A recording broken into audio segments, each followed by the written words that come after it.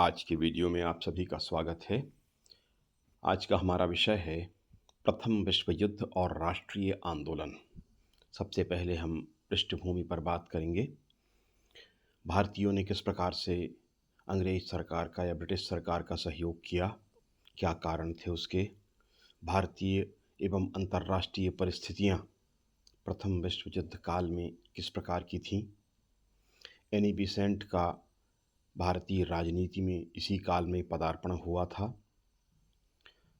कांग्रेस के उदारवादी और उग्रवादी जो गुट थे, उनमें सूरत की फूट के पश्चात 1907 के बाद इस काल में पुनः एकता स्थापित हुई थी। तिलक जेल से रिहा हुए थे। लखनऊ समझौता, जिसमें मुस्लिम लीग और कांग्रेस एक योजना पर कार्य करने को सहमत हुए थे। प्रथम विश्व युद्ध काल में क्रांतिकारी आंदोलन की गतिविधियां किस प्रकार चली थीं और होम रूल आंदोलन के विषय में इसके अगले वीडियो में हम चर्चा करेंगे। तो प्रथम विश्व युद्ध और राष्ट्रीय आंदोलन इस चैप्टर के अंतर्गत हम चर्चा प्रारंभ करते हैं। पृष्ठभूमि देख लेते हैं।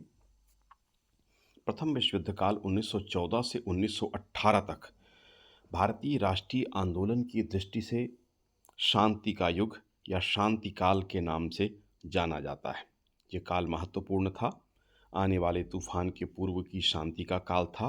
इसके बाद फिर विभिन्न आंदोलन शुरू हुए थे। 1914 में प्रथम महायुद्ध प्रारंभ हो गया था। भारत में स्थितियां परिवर्तित हुई थीं। अब ब्रिटिश सरकार को भारतीयों की आवश्यकता थी, सहयोग की ज़रूरत थी। इसलिए ब्रिटिश सरकार के द्वारा भी इस प्रकार के प्रयास हो रहे थे कि भारत में किसी प्रकार की बड़ी अशांति की स्थितियां निर्मित न होने पाएं और भारतीयों का सहयोग उसे प्राप्त हो, क्योंकि उसकी स्थिति नाजुक हो रही थी और उपनिवेशों के सहयोग की आवश्यकता थी और भारत महत्वपूर्ण उपनिवेश था अंग्रेजों का, तो उन्हें सहयोग की बड़ी आवश्यकता थी। भारतीयों ने उनकी अपेक्षा के अनुरूप सहायता भी की। अपेक्षा ये की कि डोमिनियन स्टेट का दर्जा भारतीयों को प्राप्त हो जाए। यद्यपि इस संबंध में सीधी घोषणा करने से अंग्रेज सरकार बचती रही, जैसा कि उसकी नीति रही थी, किंतु वह सहयोग चाहती थी। तो इस तरह की स्थितियां 1914 से 1918 के बीच थीं। भारतीयों के द्वारा सहयोग किया गया। भारत में इस समय इतनी शांति रही कि अधिकांश ब्रिटिश फौजियों को या ब्रिटिश फौज जो यहाँ पर थी उसे विश्व युद्ध में भेज दिया गया कि भारत में शांति है और उनको आवश्यकता थी विश्व युद्ध में। इस समय जो उग्रवादी थे, कांग्रेस का धड़ा था उग्रवादियों का या उग्रवादी सोच रखने वाले जो लोग थे, उनका यह मानना था कि भारतीयों को इस समय का लाभ उठाना चाहिए, क्योंकि अंग्रेज अभी परेशानी में हैं, विश्व युद्ध में घिरे हुए हैं, वो किसी तरह से इस ओर ध्यान नहीं दे पाएंगे और यदि कोई आंदोलन यहाँ पे होता है तो उसका दमन वो ठीक प्रकार से नहीं कर पाएंगे। लेकिन उदारवादी, जिनमें सुरेंद्रनाथ बनर्जी ने कहा कि युद्ध के जो भार और उत्तरदायित्व हैं, हमें उनका वहन करना चाहिए तथा साम्राज्य की रक्षा के लिए युद्ध करना चाहिए। लोकमान्य बाल गंगाधर तिलक, जो उग्रवादी विचारों के पोषक थे, इसी समय इनको मांडले जेल से 16 जून 1914 को रिहा किया गया था और महात्मा गांधी ने भी जनता से इसी तरह के सहयोग की अपेक्षा की अपील की। तिलक ने कहा था, ऐसे संकट के समय में प्रत्येक भारतीय का यह परम कर्तव्य है, चाहे वह बड़ा हो अथवा छोटा, धनवान हो अथवा निर्धन, वह ब्रिटिश सरकार को अपना समर्थन तथा सहायता अपनी अधिकतम योग्यता के अनुसार दे। भारतीयों के सहयोग के विषय में लॉर्ड बर्कनहेड ने कहा था कि भारत के बिना युद्ध बहुत दिनों तक जारी नहीं रहता। वस्तुतः उसकी सहायता के बिना विजय प्राप्त नहीं होती। ब्रिटेन के लिए भारतीयों की सहायता अमूल्य थी। लॉर्ड जॉर्ज का कथन भी महत्वपूर्ण था।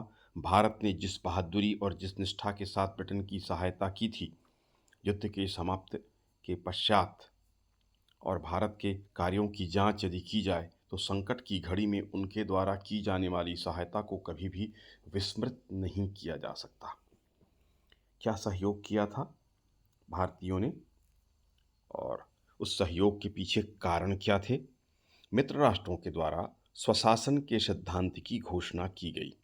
उनके द्वारा कहा गया कि वे निजी स्वार्थ की रक्षा के लिए युद्ध नहीं कर रहे हैं, यानी व्यक्तिगत या किसी अलग देश के स्वार्थ के हित के लिए वो युद्ध नहीं कर रहे हैं।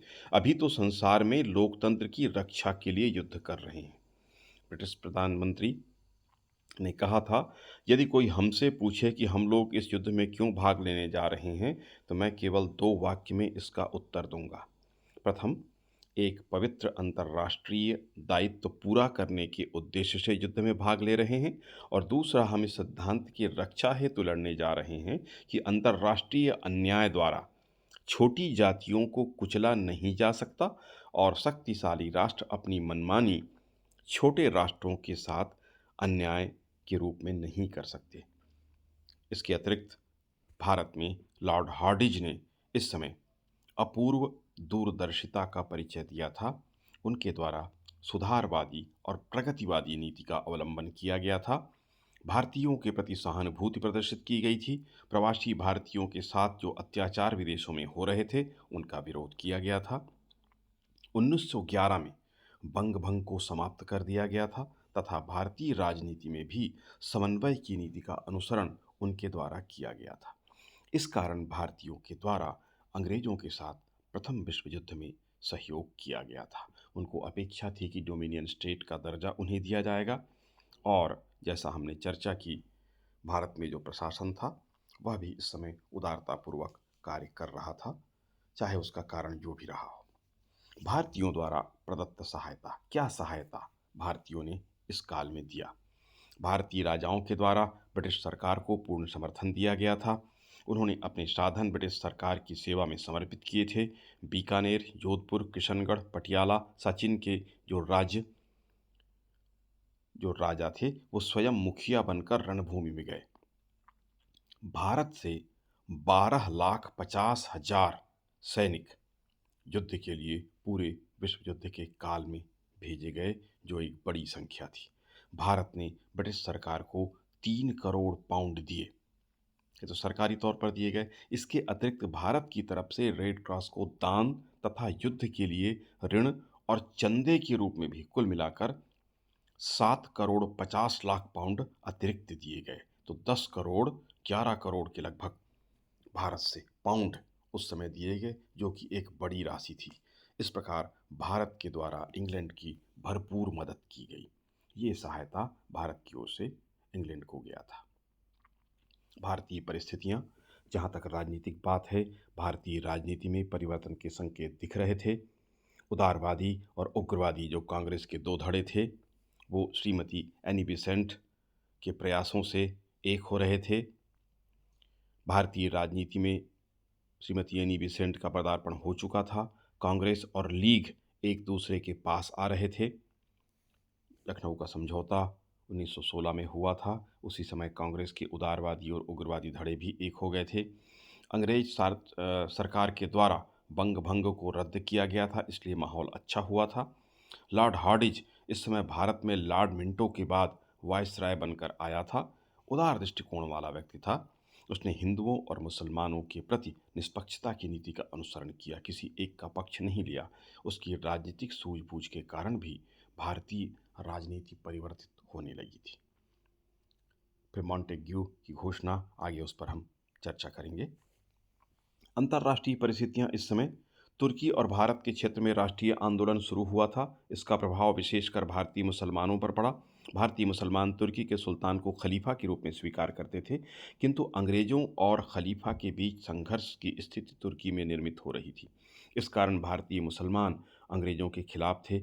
बंग भंग के रद्द हो जाने के कारण भी मुसलमान दुखी थे अंग्रेजों की तरफ से, इसलिए हिंदुओं की ओर आकर्षित हुए। तुर्की के सुल्तान के द्वारा पान इस्लाम आंदोलन का नारा बुलंद किया गया था। ये मुस्लिम एकता के लिए आंदोलन था। भारत में अंग्रेजों और मुसलमानों के संबंध खराब होने लगे। इसी समय 1912-13 में बाल्कन का युद्ध छिड़ गया, जिसमें तुर्की के सुल्तान के खिलाफ यूरोप की इन्हीं राज्यों ने संघर्ष किया। अंग्रेज भी उनके खिलाफ थे। इस कारण भारत में अंग्रेजों के स्थान पर मुसलमानों ने हिंदुओं को प्राथमिकता देनी शुरू कर दी। तो हिंदू मुस्लिम एकता की बयार बही। लीग का नेतृत्व भी इस समय अलीगढ़ महाविद्यालय का जो प्रभाव था, कट्टरतावादी सांप्रदायिकतावादी प्रिंसिपल बैक और आर्कबोल्ट जो वहाँ के प्राचार्य रहे थे, वो लगातार मुसलमानों को प्रभावित कर सांप्रदायिक बनाने में उनका योगदान था, वो अब जा चुके थे। सर सैयद अहमद खां भी अब तक नहीं थे, मृत्यु हो चुकी थी। इस समय मुस्लिम लीग में नेतृत्व का परिवर्तन हुआ। मोहम्मद अली जिन्ना का अपेक्षाकृत उदार प्रभाव मुस्लिम लीग को प्रभावित कर रहा था। मुस्लिम लीग पर मौलाना अबुल कलाम आज़ाद और हकीम अजमल खां जैसे राष्ट्रीय विचारों के नेताओं के प्रभाव पड़ रहे थे तथा प्रगतिशील मुसलमान यह अनुभव करने लगे थे कि हिंदू और मुसलमानों के मौलिक हितों में कोई अंतर नहीं है। ये जो अंतर दिखाया जाता है ये सांप्रदायिक है। इस बात को समझने वाले इस समय थे। श्रीमती एनी बेसेंट का भारतीय राजनीति में पदार्पण हुआ। 1893 में उनका भारत आगमन थियोसॉफिकल सोसाइटी के प्रवक्ता के रूप में हुआ था। वह एक आयरिश महिला थीं। उनकी रुचि मानव कल्याण तथा धर्म एवं दर्शन में थी। भारत आगमन के साथ उन्होंने सामाजिक धार्मिक कार्यों में भागीदारी की। सनातन धर्म से या हिंदू धर्म से वह बहुत प्रभावित हुई। अंग्रेजों के अत्याचार ने उन्हें दुखी किया। भारत में होम रूल जैसा आंदोलन जैसा कि आयरलैंड में चल रहा था, वह भारत में भी चलाना चाहती थी। इस कारण उन्होंने कांग्रेस में प्रवेश प्राप्त किया। इसी समय 16 जून 1914 को तिलक को मांडले जेल से छोड़ दिया गया।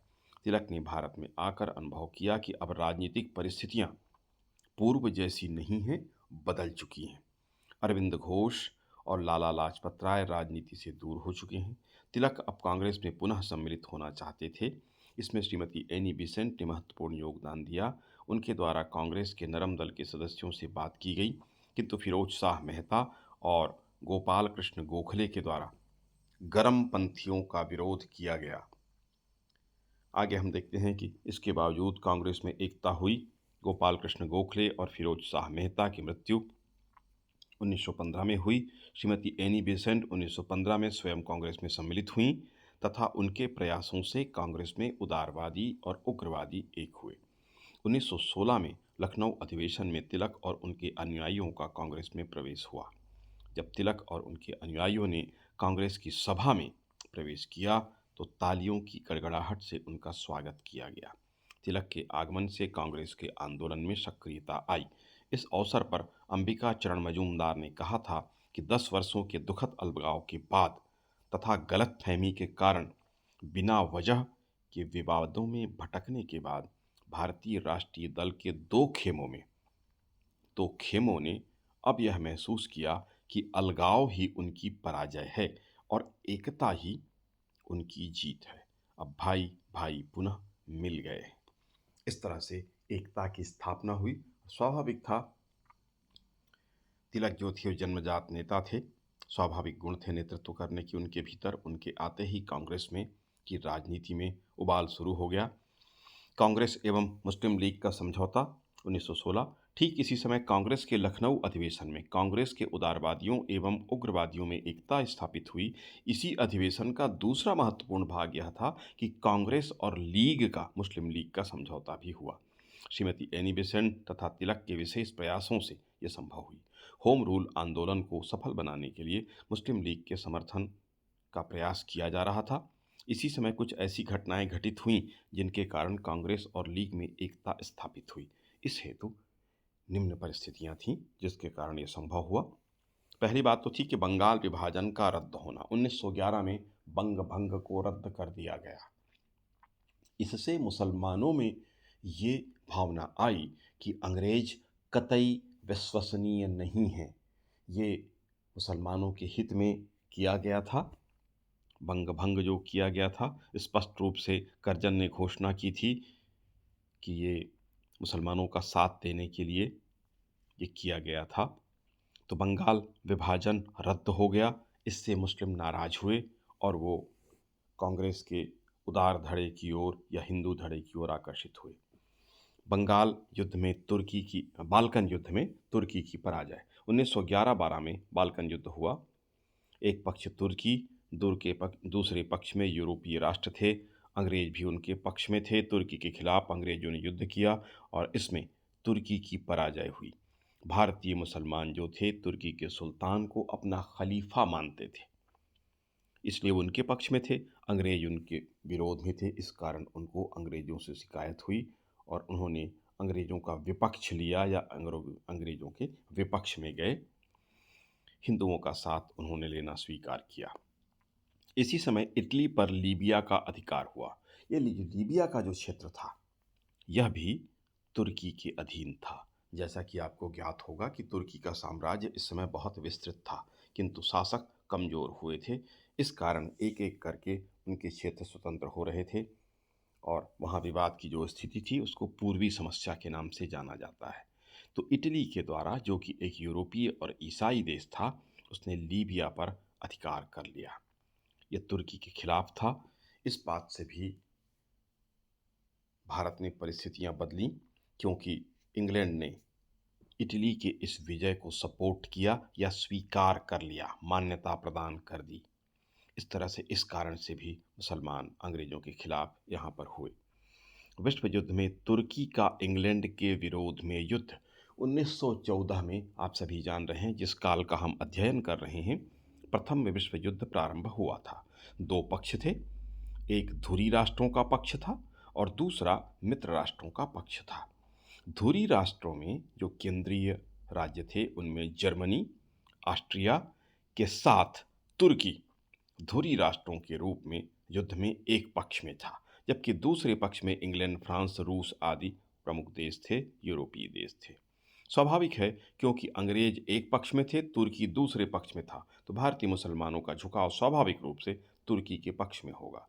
इस कारण से वो भारत में अंग्रेजों के विरोधी हो गए और अंग्रेजों और जो मुस्लिम नेता थे, लीग के नेता थे, उनकी दूरी बढ़ने लगी। 1913 में आगा खां को लीग के स्थायी पद से हटा दिया गया। उसके पीछे भी यही कारण था कि आगा खां जो था, जो नेता थे लीग के, वो अंग्रेजों के पक्षधर थे, इसलिए उनको हटाया गया और उनके स्थान पर 1913 में मोहम्मद अली जिन्ना को लीग का अध्यक्ष बना दिया गया। मोहम्मद अली जिन्ना अपेक्षाकृत उदारवादी थे। उन्होंने लीग के संविधान में परिवर्तन किया। ब्रिटिश शासन के अंतर्गत भारत के लिए उपयुक्त प्रकार का स्वशासन प्राप्त करना लीग ने अपना उद्देश्य घोषित किया, स्वशासन को अपना उद्देश्य घोषित किया। 1915 में दोनों दलों का अधिवेशन मुंबई में किया गया था। संयुक्त समितियां नियुक्त की गई थीं और उसके पश्चात मसौदा उसका तैयार किया गया था समझौते का। 1916 में लखनऊ में दोनों दलों के अधिवेशन एक साथ हुए और लखनऊ समझौता इसी समय हुआ। कांग्रेस के अध्यक्ष इस समय सुरेंद्र नाथ बनर्जी और मुस्लिम लीग के अध्यक्ष मोहम्मद अली जिन्ना इस समय थे। दोनों दलों के द्वारा एक संयुक्त योजना तैयार की गई, जिसके प्रथम भाग में मुस्लिम अल्पसंख्यकों की समस्या पर विचार किया गया, जबकि दूसरे भाग में अन्य प्रस्तावित सुधार थे। इस तरह राष्ट्रीय आंदोलन के लिए एक पृष्ठभूमि तैयार हो गई थी। मुसलमानों हेतु जो सहमति दी गई थी समझौते में, उसकी शर्तें थीं: केंद्रीय विधान परिषद में 1/3 निर्वाचित मुसलमान होंगे, प्रांतीय परिषदों में मुस्लिम सदस्यों की संख्या इस प्रकार हो: पंजाब में 50% मुस्लिम सदस्य हों, संयुक्त प्रांत में 30, बंगाल में 40, मद्रास में 15, मुंबई में 33%। तथा यह भी तय किया गया कि अन्य सामान्य स्थान पर मुस्लिम चुनाव नहीं लड़ेंगे। सामान्य स्थानों पर मुस्लिम चुनाव नहीं लड़ेंगे। यदि किसी गैर सरकारी सदस्य का प्रस्ताव किसी संप्रदाय विशेष के हितों को प्रभावित करे तो उस पर विचार नहीं किया जाएगा। ये आपसी सहमति हुई।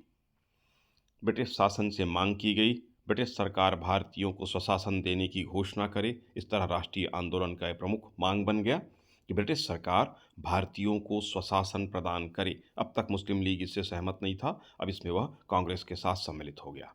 विधान परिषदों के निर्वाचित सदस्यों की संख्या बढ़ाई जावे, प्रांतों को अधिक वित्तीय तथा प्रशासनिक अधिकार प्रदान किए जाएं, परिषदों में पारित प्रस्ताव के अनुसार कार्य हों यदि गवर्नर इसे स्वीकृति दें, भारत मंत्री के अधिकार सीमित किए जाएं क्योंकि वो लगातार हस्तक्षेप करते थे भारतीय मामलों में, इंग्लैंड के प्रतिनिधि होते थे, ताकि वे भारत के मामले में कम से कम हस्तक्षेप कर सकें। भारत मंत्री को वेतन इंग्लैंड से दिया जाए, इंग्लैंड के फंड से दिया जाए, वो भारत से दिया जाता था, और उसके परिषद को समाप्त किया जाए, जिससे भारतीयों को बड़ी आपत्ति थी। भारतीय सेवा के सभी पदों को भारतीयों को समान रूप से प्रदान किया जाए। कार्यपालिका को भारत में न्यायपालिका के अधिकारों से वंचित किया जाए। अंग्रेज का जो प्रशासन, अंग्रेजों का प्रशासन था, शासन था या कार्यपालिका थी, उसे न्यायपालिका के भी अधिकार प्राप्त थे, तो अलग-अलग किया जाए। न्यायपालिका अधिकार उनके पास न हो, ये कहा गया। इस तरह से लीग और कांग्रेस ने एक होकर इस तरह का समझौता किया, जिससे अंग्रेजों को भी कड़ा संदेश गया। लखनऊ समझौते का विरोध कांग्रेस के कई धड़ों के द्वारा किया गया। पंडित मदन मोहन मालवीय और कई वरिष्ठ नेताओं ने इसका विरोध किया था। प्रथम आधार इसके विरोध का था कि सांप्रदायिक निर्वाचन को कांग्रेस ने स्वीकार किया। इस तरह राष्ट्रीय स्वरूप को उसने तिलांजलि दे दी और द्वितीय सांप्रदायिक निषेध को स्वीकार करके कांग्रेस ने सांप्रदायिकता को पोषित किया। तिलक ने इस संदर्भ में कहा था कि सज्जनों, कुछ लोगों ने कहा कि हम हिंदू और मुस्लिम बिरादरों के सामने बहुत झुक गए हैं। मुझे विश्वास है कि मैं यह कहते वक्त हिंदुस्तान के हिंदू समाज की भावना का प्रतिनिधित्व करता हूँ। हम जितना भी झुकते हैं वह ज़रूरत से ज़्यादा नहीं है या ज़रूरत से ज़्यादा नहीं होता। जब हमें तृतीय पक्ष से लड़ना है, कहने का अर्थ अंग्रेज़ों से लड़ना है, तो यह बड़ी बात है, बहुत महत्वपूर्ण घटना है कि हम इस मंच पर एक होकर खड़े हैं। जाति की दृष्टि से एकताबद्ध, धर्म की दृष्टि से ऐक्यबद्ध, विभिन्न प्रकार की राजनीतिक मतामत की दृष्टि से एकबद्ध। यानी तिलक का जोर था कि हिंदू मुस्लिम एक होकर आपसी विवाद नहीं कर रहे हैं और वे जो हमारा संयुक्त और प्रमुख शक्ति अंग्रेज है, उसका जब हम सामना कर रहे हैं, इसलिए हम झुक रहे हैं ताकि हमारे मुस्लिम भाई हमारे साथ एक हो सकें और उसके बाद फिर हम अंग्रेज़ों से, क्योंकि हमारे प्रमुख शक्ति अंग्रेज हैं, दुश्मन अंग्रेज हैं, इसलिए उनका सामना करने के लिए हम झुक रहे हैं या एकता कर रहे हैं, ये उनका कहना था। मोहम्मद अली जिन्ना ने तिलक के विषय में कहा था कि श्री तिलक ने देश की बहुत बड़ी सेवा की और हिंदू मुस्लिम एकता स्थापित करने में महत्वपूर्ण भूमिका निभाई, जिसका परिणाम अंत में 1916 का लखनऊ समझौता हुआ। अब आप देख सकते हैं, तिलक जिनको सांप्रदायिक कहा जाता है या जिन्ना के ऊपर भी आरोप लगते हैं। हालांकि जिन्ना ने आगे चलकर अपना मत परिवर्तित कर लिया था और पाकिस्तान के समर्थक हो गए थे। धीरे धीरे उनके विचारों में परिवर्तन हुआ था, लेकिन इस समय तक उन्होंने भी सामंजस्य करने का प्रयास किया था और तिलक और जिन्ना के प्रयास से ये संभव हुआ था। यद्यपि हिंदू मुस्लिम एकता का दुःस्वप्न अपने परिणाम तक नहीं पहुंचा। Doctor RC. मजूमदार ने लिखा, जो भी हो, 1916 में कांग्रेस ने जो कार्य किया, उसने 30 वर्षों के बाद वास्तविक रूप से पाकिस्तान की आधारशिला स्थापित की। सांप्रदायिक प्रतिनिधित्व को कांग्रेस ने स्वीकार कर लिया था, जो उसकी नीति के विपरीत था, और इसे मुस्लिम तुष्टीकरण के आधार के रूप में स्वीकार किया जाता है, जो कांग्रेस ने किया था। तो इस तरह से लीग और कांग्रेस का समझौता हुआ और एक संयुक्त कार्यक्रम तय किया गया। सरकार से मांग रखी गई कि अमुक अमुक परिवर्तन अब होने चाहिए। इस तरह से अंग्रेज़ों की जो राजनीति अभी तक रही थी कि वो मुसलमानों का सपोर्ट करके उनको अपने पक्ष में रखे हुए थे, अब वो टूट गया और हिंदू मुस्लिम एकता हो गई, कांग्रेस और लीग भी एक हो गए। अब हम देख लेते हैं प्रथम विश्व युद्ध काल में क्रांतिकारी आंदोलन किस प्रकार चला था। 1914 में जब प्रथम विश्व युद्ध का सूत्रपात हुआ, इस काल में अंग्रेजों की मजबूरी तथा युद्ध जनित लाचारियों एवं व्यवस्थाओं का लाभ उठाने का प्रयास क्रांतिकारियों ने अवश्य किया। भले ही कांग्रेस और मुस्लिम लीग, इन सब ने, उदारवादियों ने, उग्रवादियों ने अंग्रेजों का साथ देना निश्चित कर लिया, किंतु क्रांतिकारियों ने इस तथ्य को, इस बात को स्वीकार नहीं किया। उन्होंने अपने आंदोलन को उग्र रूप देने का प्रयास किया। गदर पार्टी की स्थापना लाला हरदयाल के द्वारा 1914 में तुर्की में जाकर गदर पार्टी की स्थापना की गई। अमेरिका में इसकी स्थापना हो चुकी थी तथा वहाँ क्रांतिकारी गतिविधियों के संचालन का निश्चय किया। अमेरिका में गदर पार्टी पूर्व में स्थापित थी। भारतीय राष्ट्रीय दल का संगठन, गदर पार्टी की स्थापना के पश्चात लाला हरदयाल जर्मनी पहुँचे तथा उन्होंने वहाँ पर भारतीय राष्ट्रीय दल की स्थापना इसी समय की। इस संगठन में तारकनाथ दास, चंपक, रमन पिल्लई आदि अनेक देशभक्त सम्मिलित हुए। आज़ाद हिंद सरकार की स्थापना। राजा महेंद्र प्रताप भारत से जर्मनी गए और वहां उनके द्वारा आज़ाद हिंद सरकार की स्थापना बाकायदा की गई। जर्मन सरकार और आज़ाद हिंद सरकार में एक औपचारिक समझौता भी हो गया, जिसके द्वारा यह निश्चित किया गया था कि युद्ध में भारतीय जर्मनी की सहायता करेंगे। इसके बदले में जर्मनी ने आश्वासन दिया कि युद्ध में विजय प्राप्त होने के पश्चात वे भारत को अंग्रेजों से मुक्त करा देंगे, आज़ाद कर देंगे। यद्यपि युद्ध का परिणाम अपेक्षित रूप से नहीं हुआ और भारतीय क्रांतिकारियों की इच्छा पूर्ण नहीं हुई, किंतु उसके बावजूद भी युद्ध के समाप्त होने के बाद भी क्रांतिकारी गतिविधियां लुक छुप कर चलती रहीं। भारत में क्रांति की योजना, एक बड़ी योजना तैयार की गई थी। अमेरिका में लाला हरदयाल द्वारा स्थापित गदर पार्टी की सहायता से 1915 में भारत में विस्तृत क्रांति की योजना तैयार की गई। लाला हरदयाल ने अमेरिका गए हुए भारतीयों में से अपनी मातृभूमि को स्वतंत्र करने के उद्देश्य से अदम्य उत्साह और साहस का संचार किया गया था। लगभग 2000 भारतीय जो मातृभूमि को, अपने देश को स्वतंत्र कराने के लिए स्वयं मृत्यु का वर्ण करने को तैयार थे, तत्पर थे, ऐसे लोगों को रास बिहारी बोस, जो प्रमुख क्रांतिकारी भारत में थे, उनकी सहायता के लिए भारत भेजा गया। लगभग 2000 इनकी संख्या थी। रास बिहारी बोस, बागी करतार सिंह, सचिंद्र सान्याल, गणेश विष्णु पिंगला ने 21 फरवरी 1915 को पूरे देश में एक व्यापक क्रांति की महान योजना तैयार की, परंतु इस योजना को देशद्रोही कृपाल सिंह के द्वारा ब्रिटिश सरकार को बता दिया गया, इसलिए योजना सफल नहीं हो पाई।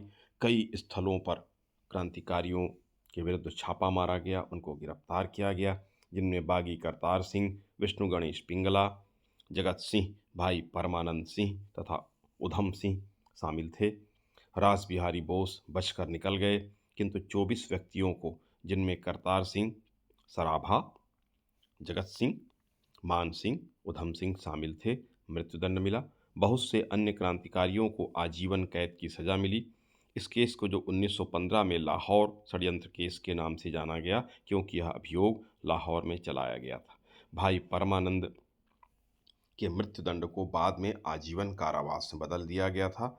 उनको अंडमान भेजा गया, बाद में उनको मुक्त भी किया गया। तो इस तरह से भारत में क्रांति की योजना क्रांतिकारियों के द्वारा बनाई गई थी। सफल हो जाती तो बड़ी घटना हो सकती थी, किंतु यह देशद्रोही करतार सिंह के कारण संभव नहीं हो पाई। कामागार मारू की घटना, ये भी 1914-15 की ही घटना है। इस समय कनाडा में बसने के लिए ये नियम था कि कोई भी व्यक्ति अपने देश से जहाज में सीधे तौर पर यात्रा करे और वह कनाडा के किसी बंदरगाह में उतरे तो उसे कनाडा में बसने की अनुमति दी जाती थी। किंतु भारत से ऐसी कोई जहाज की सेवा नहीं थी जो सीधे वहां तक जाती हो। इस कारण से लोग कनाडा में बस नहीं पाते थे। इस कमी को एक पंजाबी व्यवसायी गुरदत्त सिंह ने पूरा किया। उनके द्वारा एक जापानी जहाज कामागाता मारू खरीदा गया। इसमें सवार होकर 376 भारतीय हांगकांग, जापान होते हुए कनाडा के वैंकूवर बंदरगाह पर उतरे, किंतु कनाडा सरकार ने उन्हें कनाडा के भीतर प्रवेश करने से मना किया। संघर्ष भी हुआ, लंबे समय तक जहाज वहां पर खड़ा रहा, किंतु इन्हें वापस कर दिया गया। विश्व युद्ध की परिस्थितियां थीं और कनाडा इस समय इंग्लैंड के पक्ष में लड़ रहा था, इसलिए उसने इनको नहीं जाने दिया। मजबूर होकर ये भारत वापस आए। लंबी यात्रा के बाद कोलकाता के बजबज बंदरगाह पर यात्री वापस उतरे, किंतु यहाँ पर पुलिस के द्वारा, ब्रिटिश सरकार के द्वारा उनको गिरफ्तार करने का प्रयास किया गया। इस कारण दोनों पक्षों में गोलीबारी हुई। 18 लोग यात्री जो थे मारे गए, कुछ पुलिसकर्मी भी मारे गए और घायल हुए, लेकिन कुछ संख्या में यात्री फरार होने में सफल रहे। शेष यात्रियों को विशेष ट्रेन से पंजाब ले जाया गया, जहां इन पर नज़र रखी गई, किंतु फिर भी बहुत सारे यात्री भागने में सफल हुए और उन्होंने क्रांतिकारी भावनाओं का प्रचार और प्रसार किया अंग्रेज़ों के थानों को लूटा, बैंकों को लूटा, धन उनसे लूटा। तो ये कामागाता मारू की घटना कहलाती है, जिसमें मूलतः क्रांतिकारी ही थे, बंदूकें उनके पास थीं, पूरी तैयारी के साथ हो गए थे। वहाँ भी वो जाकर क्रांतिकारी गतिविधियों का संचालन कनाडा में करने वाले थे। तो इस तरह से प्रथम विश्व युद्ध के काल में क्रांतिकारी गतिविधियाँ चली। तो ये राष्ट्रीय आंदोलन के लिए जो आंदोलन चला था, क्रांतिकारियों के रूप में चला एक तरफ, और दूसरी तरफ उदारवादी और उग्रवादी जो कांग्रेस के धड़े थे वो एक हो गए। मुस्लिम लीग और कांग्रेस के बीच भी इस काल में समझौता हो गया 1916 में, और इस तरह से पूरी पृष्ठभूमि तैयार कर ली गई और क्रांतिकारियों ने तो अपनी गतिविधियां अलग से संचालित की। भारत में जो राष्ट्रीय आंदोलन चलना था उसके लिए एकता की स्थिति चारों तरफ तैयार हो चुकी थी। उदारवादी यद्यपि अंग्रेज़ों का समर्थन कर रहे थे, भारतीय उनका सहयोग कर रहे थे, किंतु इसके बाद भी क्योंकि तिलक आ चुके थे, एनी बेसेंट थीं, लीग और कांग्रेस का समझौता हो चुका था, इसलिए इसके बाद जो आंदोलन चलता है वह होम रूल आंदोलन भारत में श्रीमती एनी बेसेंट की प्रेरणा से, जैसा कि आयरलैंड में चल रहा था, उस तरह का एक आंदोलन शुरू होता है जिसका नेतृत्व तिलक और श्रीमती एनी बेसेंट करते हैं। तो उसको हम अगले वीडियो में इसके विषय में चर्चा करेंगे।